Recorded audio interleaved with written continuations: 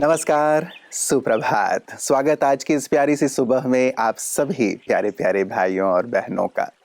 आज एक प्यारा सा गुलदस्ता लेकर आया हूँ आपके लिए, जिसमें 5 सुगंधित फूल हैं 5S के रूप में, जिन पर ही आज सुंदर चर्चा करेंगे मित्रों, क्योंकि जीवन सुगंधित हो, श्रेष्ठ हो, यही हम सबका लक्ष्य है। तो पहला जो S है, सुगंधित पुष्प है आपके लिए, वो है सकारात्मक चिंतन। मित्रों, चारों तरफ नकारात्मक वातावरण में भी जो व्यक्ति अपने आप को सकारात्मक रख पाता है, वही जीवन में सफल होता है, आगे बढ़ता है।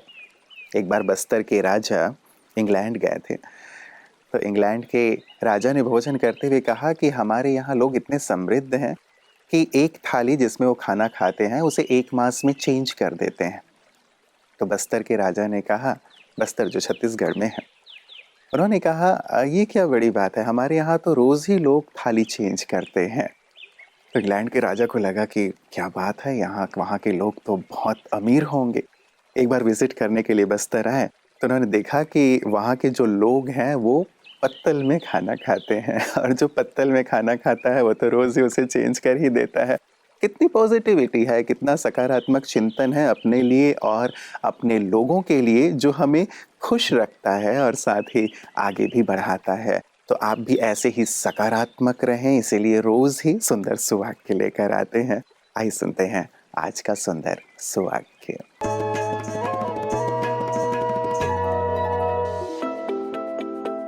अनुकरण का त्याग करे अनुप्रेरणा का विकास। क्या आप खरीदारी करने समय असली वस्तु की जगह किसी नकली वस्तु का चुनाव पसंद करेंगे? बिल्कुल नहीं, क्योंकि वहाँ गुणवत्ता का सवाल है और कोई भी गुणवत्ता के सिलसिले में समझौता कभी नहीं करना चाहता।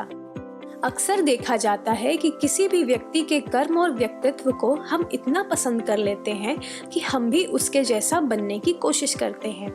यह विचार अच्छा है, लेकिन यह भी सत्य है कि हर इंसान के भीतर अनेक खूबियां हैं जिससे वो स्वयं परिचित नहीं है।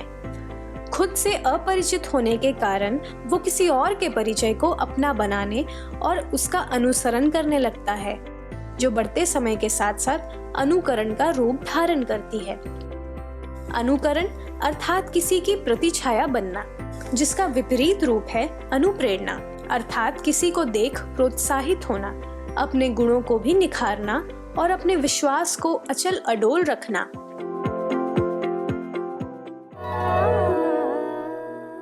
मित्रों, दूसरा सुगंधित पुष्प है सेकंड S के रूप में सत साहित्य का अध्ययन। यद्यपि आजकल हम किताबों के अध्ययन को या सत साहित्यों की ओर अध्ययन की ओर हमारा कम ध्यान होता है, लेकिन गांधी जी कहा करते थे कि किताब सबसे अच्छे मित्र हैं। और यदि आप संसार के बड़े बड़े लोगों को देखें, जो सफल लोग हैं, वो सत साहित्यों का, सुंदर साहित्यों का अध्ययन जरूर करते हैं, क्योंकि ये न केवल ज्ञान में वृद्धि करता है मित्रों, लेकिन बहुत सारे आंतरिक परिवर्तन में हमें मदद भी करता है। इसलिए अपनी दिनचर्या में हम सत साहित्यों का अच्छे अध्ययन के लिए भी वक्त निकालें, क्योंकि अध्ययन जितना अच्छा होगा, ऊपर जो हम बात कर आए हैं चिंतन, वो उससे प्रभावित होता है। तो हमारा चिंतन भी, अध्ययन भी यदि सुंदर होता चलेगा तो जीवन सुंदर होता चलेगा। तो सत साहित्य को, अच्छे अध्ययन को अपनी दिनचर्या में शामिल करने के संकल्प के साथ आइए बढ़ते हैं अपने अगले सेगमेंट की ओर। नमस्कार। पिछले एपिसोड में हमने ब्रेस्ट सेल्फ एग्जामिनेशन के बारे में जाना था, जिसके सारे स्टेप्स आप YouTube पर देख भी चुके होंगे और देख भी सकते हैं। आज हम ब्रेस्ट कैंसर यानी कि स्तन के कैंसर के कुछ और पड़ाव के बारे में जानेंगे, जिसको कहते हैं primary prevention of breast cancer. एक तो बात ये है कि अगर ब्रेस्ट कैंसर हो जाए तो उसका डायग्नोसिस कैसे करना है और ट्रीटमेंट कैसे करना है, परंतु उससे भी महत्वपूर्ण बात है कि ब्रेस्ट कैंसर को हम प्रिवेंट कैसे कर सकते हैं, हम उसकी रोकथाम कैसे कर सकते हैं, जिसमें primary prevention of breast cancer आता है। आज इसके डिटेल में हम चर्चा करने जा रहे हैं, जिसका स्टेप नंबर 1 हमारा डाइटरी मॉडिफिकेशन।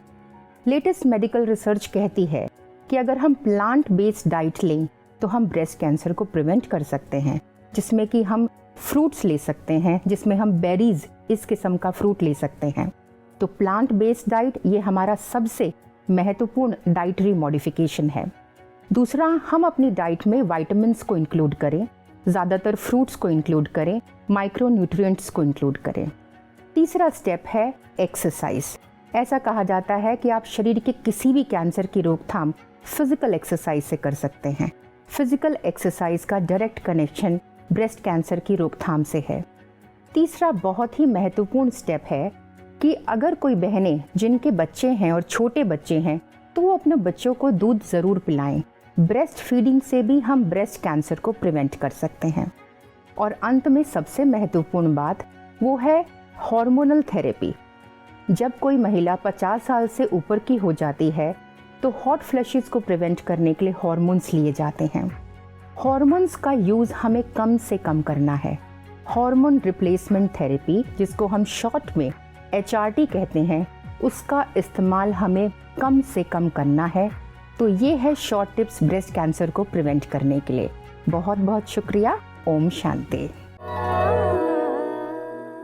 मित्रों, तीसरा पुष्प है, थर्ड एस के रूप में, वो है सत्संग।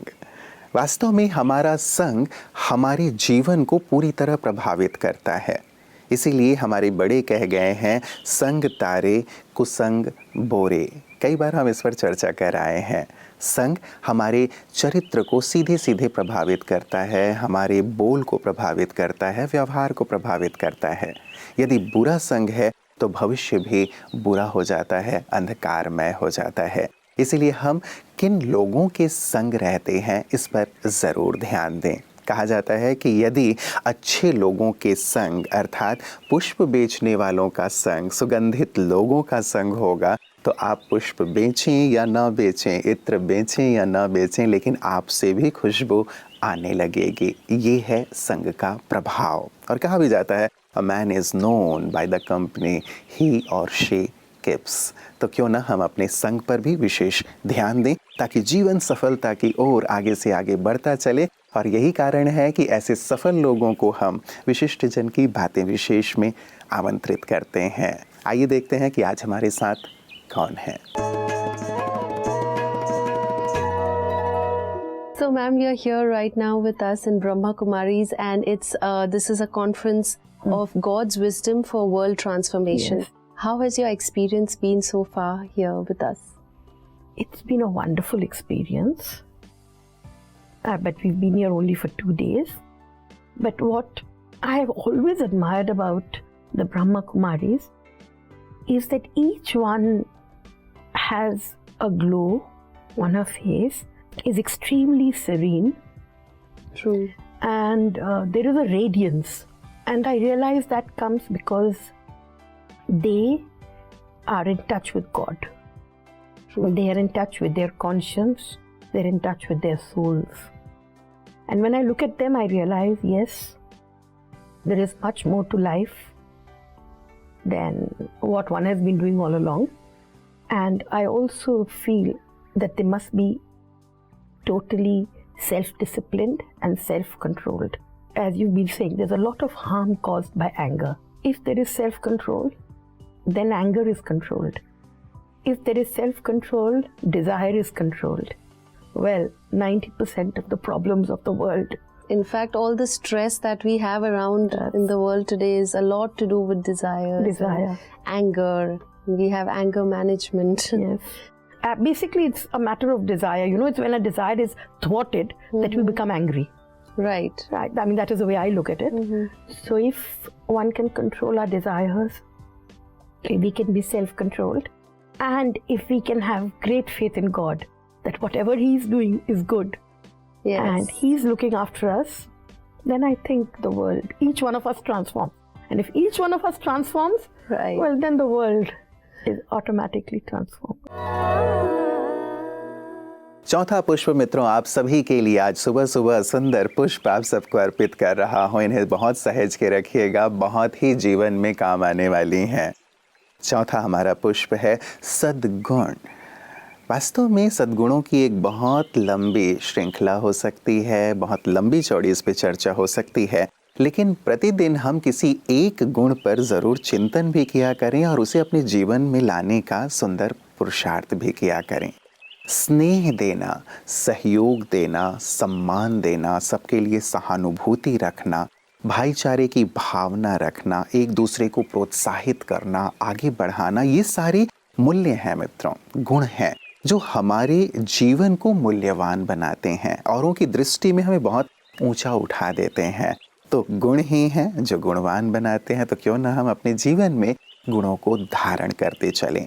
और गुणों को कैसे जीवन में लाया जाए और कौन कौन से सद्गुण हैं जो हमारे जीवन को बहुत ही ज़्यादा सुवासित करते हैं, यही सुंदर ज्ञान ब्रह्मा कुमारी इस जन जन को दे रही हैं। आइए देखते हैं पीस न्यूज़ हाइलाइट्स में उनकी सुंदर सेवाओं को। स्वागत करते हैं दिल से आपका, अभिनंदन करते दिल से आपका।